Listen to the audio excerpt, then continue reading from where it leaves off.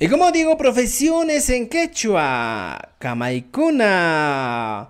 En este primer caso encontramos katuk. ¿Quién es el katuk? Es el comerciante. Katuk, comerciante. Tú eres katuk manacho. Luego tenemos el katkej.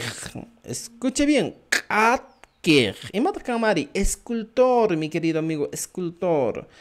Puglia y Patachak. Puglia y Patachak es el árbitro, señor árbitro, Puglia y Patachak.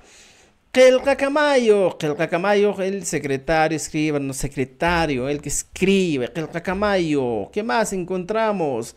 Kespicato, mano, Kespicutacho, Kespicato, y más Kespicato, el que vende vidrios, vidrero. Ya, vidriero. Vamos, continuamos. Un hito más. Kolkatakaj. Kolkatakaj es el platero, porque golpea la plata y va dándole forma, ¿eh? Kolkatakaj. Jorimanya, jorimanya, joyero. Epiapaj.